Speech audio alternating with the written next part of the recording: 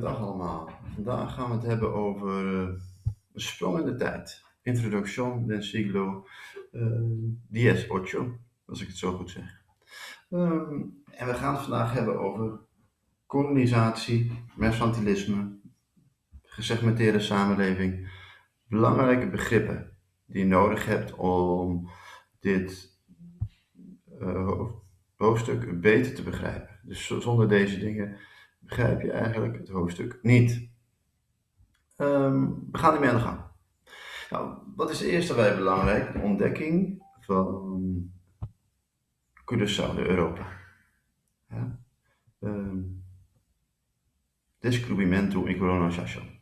En voor het gemak heb ik hierboven een kaartje toegevoegd van Zuid-Amerika. Je kan zien dat vooral Portugal en Spanje in het begin daar heel op gericht waren. Kolonisatie van dat gebied, en daarom wordt er nog steeds in Zuid-Amerika heel veel Portugees, in Brazilië en in andere landen Spaans gesproken.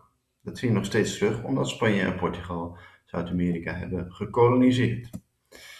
Andere landen wilden dat ook. Spanje en Portugal begonnen daarmee, werden daar heel rijk van, kregen heel veel macht door. En na verloop van tijd wilden andere landen dat ook. En andere landen die dat gingen doen, waren Nederland, Engeland en Frankrijk.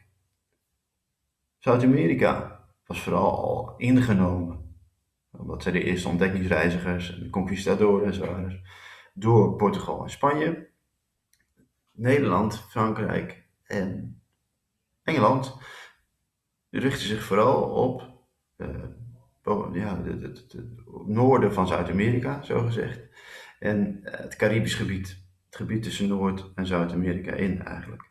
Ja.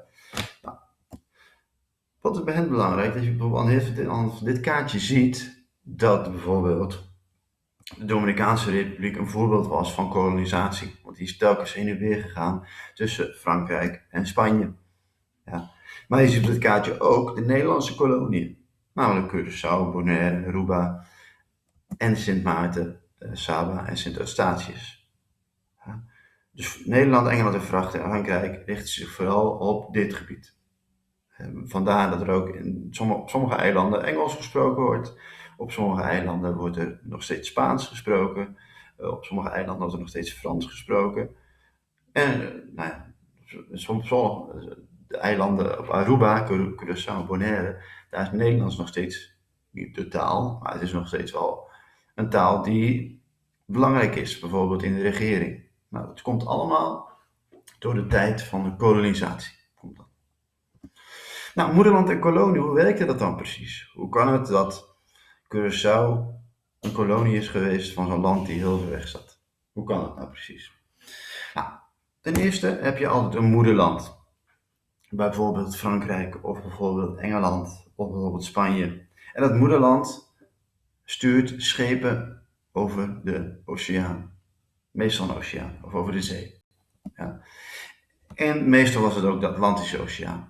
Tussen Europa en het continent van Amerika in, eigenlijk zou je kunnen zeggen. Nou, die sturen schepen op weg, schepen met handelaren, soldaten en geestelijken, die allemaal een eigen taak hadden om het land te kunnen koloniseren, het land hetzelfde geloof te geven, uit het land de grondstoffen te halen, te zorgen dat de bevolking luisterde, want mensen wilden dat natuurlijk niet gekoloniseerd worden, die wilden gewoon hun eigen land blijven behouden.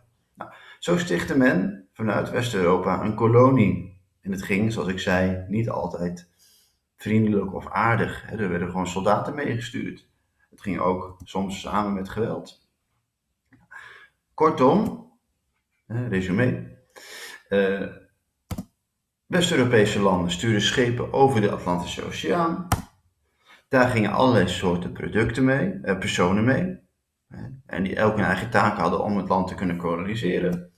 En na verloop van tijd, loop van soms tientallen jaren, maar soms duurde dat eeuwen, duurde dat vrij lang, werd de kolonie helemaal gekoloniseerd. Dus na verloop van tijd koloniseerde het moederland heel Hinte de kolonie. En soms kon dat heel snel gaan, soms duurde dat heel lang, omdat een land koloniseren met al die soldaten en die schepen natuurlijk ontzettend duur is. Dus dat doe je niet zomaar. Dat duurt vaak eeuwen. En het gaat niet zo